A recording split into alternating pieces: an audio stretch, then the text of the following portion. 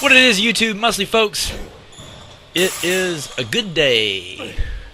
My callus on my right foot that's always been bothering me now for multiple years, I finally got it sawed down with salicylic acid and pumice stones and every other means under the book to where I don't really feel it in my foot anymore when I'm pushing off. So I ate pretty well. My sleep hasn't been 100%, but I've been having a lot of food, so I've been recovering quickly from everything that's going on. So I thought today, I feel like I'm going to go a little bit ham on the deadlifts. Not a lot bit ham, but a little bit ham. I've been doing a lot of basketball, so I feel like a lot bit ham is never smart, considering that, like, if it's like freezing cold out and you're not going to be able to do anything except your workout and absolutely no other activity, then that's a good time to just go berserk, because then you can recover and heal. When you're going to do like a bunch of random unplanned activity on top of it, probably not the best time to go absolutely berserk. But anyway, the main work set today was 255. I think I got 10 reps. Kind of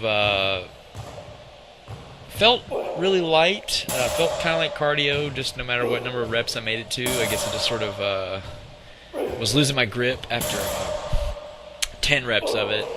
Felt like my grip was going to fade on me, but I didn't really ever feel it in my body at all.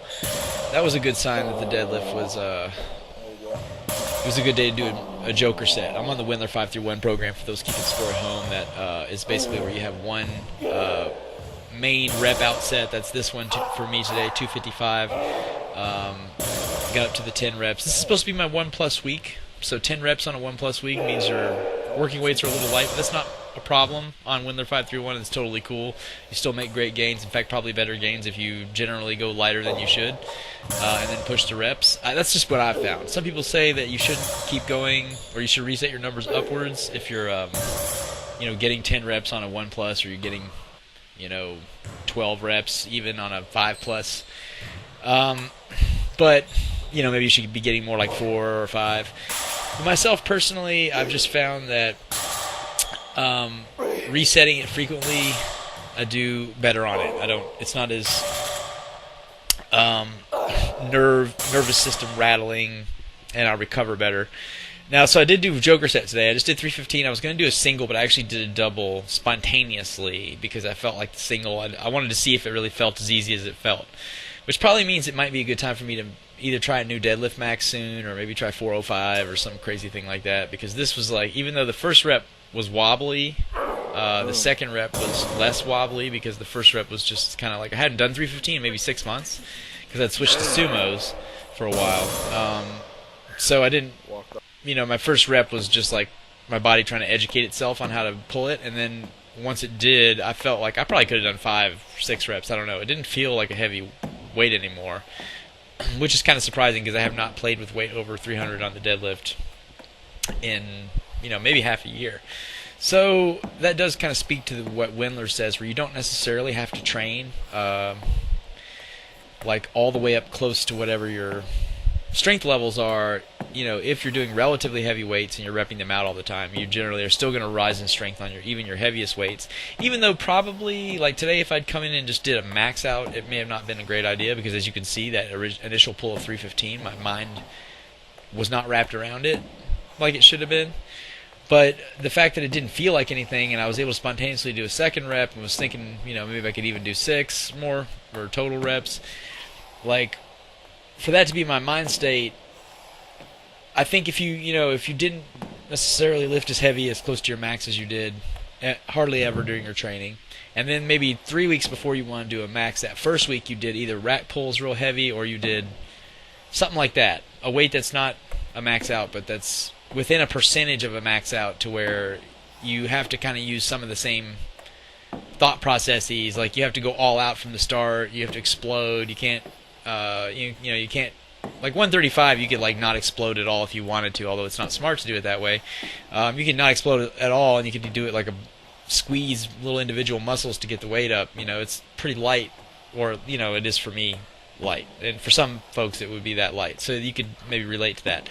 But when you get anywhere within a closeness to your maximum, you got to take it as serious as a maximum, and that forces you to make sure that you haven't been not paying attention to that side of your mechanics the entire time lately, and also kind of allows your nervous system to kind of remember what a heavier pull feels like.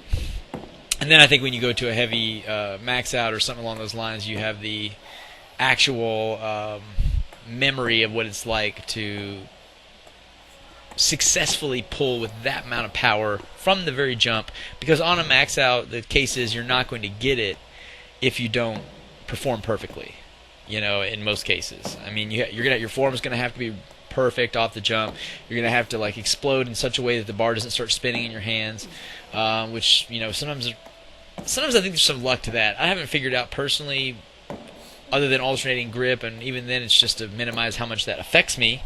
But sometimes it's like you pull and you don't really get the bar spinning because maybe you pulled the slack out perfectly and then just went right into it perfectly. But it's like if you pull the slack out and then you hesitate a little and it turns out you didn't hold the slack as good as you thought you did, and then you start driving your feet up and then something about it, the bar starts spinning, Like it could even have something to do with the way that the plates are on the bar or what type of plates you have, like those things could all be factors. Maybe it could be minimized by chalking your hands. That seems like that could really help with it. But those kind of factors, all of a sudden at the last second are kind of what are going to make a max happen or not. That's why I'm sometimes just kind of like a little bit of a luck element. Like sometimes you're going to be able to pull a max that you might have otherwise not, because there was several lucky things that happened that day. First of all, with your strength levels being up maybe higher than they are on a typical day for some kind of a reason. Often if you're maxing out, unless you max out at arbitrary intervals, that's often the reason why your body is kind of telling you, oh man, I feel like weirdly strong today, I'm going to try something I don't normally try, and I have a feeling I'm going to get it. Like that's the most probably healthy way to do a max, which I'm sure people have that happen all the time, but some people do that too slowly. But if you're progressing in your weights all the time, and then you also think to, like doing a program like Windler 5-1, and then you come in and you're like, I really got to do something heavy. That's kind of where I was today. Maxing out on the deadlift, I didn't think it would be a good idea because I haven't actually even pulled as much as 315 in over 6 months due to switching to sumo. So the idea of me coming in here and just trying to beast out and pull 405 or something I've never tried, or 370 or something, 375, that would be dumb when I hadn't tried something heavy recently. So if I try something heavy now and then in a couple of weeks I'm feeling great, maybe I could try a max, or 3 weeks, no telling. But we'll just kind of play that by ear. But in the past, if I pulled something heavy-ish recently, and that's another one too, is warming up for a max. Like I used to warm up for a max by doing a relatively heavy weight for 1 rep. Like I would do 315 for 1 rep and then go up. But being that I'm 163, if I try something like 405, is it really even smart for me to try 315? Maybe instead I should pull 275, once, or something like that. Windler 5-1 calls for maxing out by just basically doing your minimum reps on your main work set for the day, which today, for example, would have been 255 for 255 for 1 actually, which is light. But I'm using a pretty low one, so maybe in that case I would joker set up 1 more rep and then try a max. Due to the low training volume, not training volume, but training weight that I'm using because of that recent reset due to switching from sumo to conventional. I do think that's another thing, is that the accumulation of exercise, right? Like, of course, me being 37, that kind of amplifies it. It's probably not as bad if you're in your 20s, but actually it may be worse in your 20s because you don't have as much history of conditioning, but or maybe not as much muscle memory on developing conditioning. But if you look back on, for example, or if you accumulate, let's say you accumulate an exercise into your program, you develop a really high level of strength. And let's say you switch to a similar exercise that's definitely not the same exercise. Like let's say you're doing that with bench press and dumbbell bench. I think if you go to if you're doing bench press in January and then you abandon it, and then you go in February, you go start doing dumbbell bench, and you do that for 8 or 9 months, and then you decide I'm going to go back and switch to bench press that day, and you haven't done bench press in 9 or something months. I think it makes sense to just completely reset your weights back down way low and just run reps, and then climb them back up over like a six week period. And then at the end of that 6-week period, you're going to be beasting out, heavier than ever on crazy weights because you rebuilt your form since you haven't been doing it. And you allowed your body to accumulate the extra volume without, being pushed to tendonitis all of a sudden. Tendonitis is something that definitely, like, if you look at sports medicine programs, they worry about the accumulation of, because think about it when you're a coach of a football team, and football season is just starting now, so the coach of the football team has to think about the injury risk of all the players, and they're programming for like 40, 50, 60, 70, 80 guys. So you got a program you're applying to 80 different guys, all of whom are completely different bodies. You have to really, while they do probably customize it a little bit, kind of not. In most of those, the strength and conditioning programs have to be quick and built within their workouts. And so same with the actual sports itself, like the amount of time that the football players spend actually tackling people and doing contact is not very much. So when you think about the accumulation of a skill like that, you don't want to go too far too fast, because your body just won't adapt, and it'll result in an injury where you have to roll back. So like the best way to do it is if you gradually increase stuff in a sort of patterned way week over week, you're going to be able to do so injury free, and you're going to be able to hit a personal record pretty soon, because you're going to let you're going to be actively recovering at first when you reset, which if you've been pushing, like, let's say dumbbell bench for 8 months and you've kind of pushed some gains on it, but you're kind of like running into a brick wall because there's only so much you can do on one exercise without sometimes going to another exercise and developing muscles that you're missing, that exercise is not going to give you, especially with something like dumbbell bench, where your strength on that is probably pretty limited by your bench press to a certain extent. I know there are some people who never do bench press, bodybuilders, but a lot of them are on steroids, so that's explains the fact that they're using 140s. But other than that, like, for the most part, people who can do a whole bunch of weight on the dumbbell bench probably also do a whole bunch of weight more than that on the bench. So let's say you're sitting there doing dumbbell bench for whatever number of months and you switch back to bench press. At that point, you have to consider that it's a completely different exercise. It's a completely different movement pattern, and jumping back where you were, you're liable to snap something all the hell up. I think a lot of people get overuse injuries that way and they don't realize it. I got an overuse injury this year by adding too much basketball too fast. Like, I've found that you almost need to periodize it carefully. Like, the first week I started playing basketball, maybe just shoot around 2 times that week.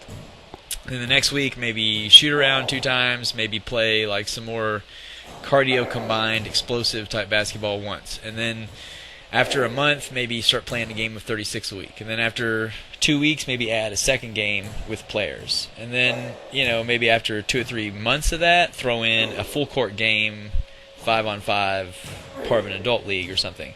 But to just jump straight from A to Z there, tendonitis all over. That's what happened to me. So, and I think it would happen to almost anyone, because where I got after it happened to me, I looked up basketball guidelines for coaches for college teams in terms of how much should players be eating, which I was under eating for playing as much basketball as I was playing. Most college basketball players who probably play basketball, they probably play basketball like for an hour to 2 hours, maybe 3 hours, probably 5 days a week, and they probably have a weight training program. And like, if they're not doing basketball for the 3 hours, they're probably doing a conditioning workout plus something else plus basketball. So they're probably doing at least 3 hours a day of activity for like 5 days a week, plus walking around campus all day. So they have a pretty high level of activity. But it's not that far from myself as a personal trainer who lifts weights all the time and plays basketball. And I just have a lot of opportunity to be active. I probably have a similar level of activity. I am 10 years, 15 years older than someone of that age, but I lift weights to increase my muscle mass probably more than the average college basketball player my height, which is there's probably not that many of. But the point is that they're averaging 400 to 800 grams of carbs a day in their explanation of that. So considering that, and they also said that it's easy to get tendonitis by adding too much of that type of activity too quick. So there's a ramp up, and this was all discussed in how to get young kids being exposed to these new programs to survive the programs, is that you got to gradually boil it up like a little boiled frog, where you just don't see the heat until it's too late. Like, comment, and subscribe. I sure do appreciate all your time. Peace.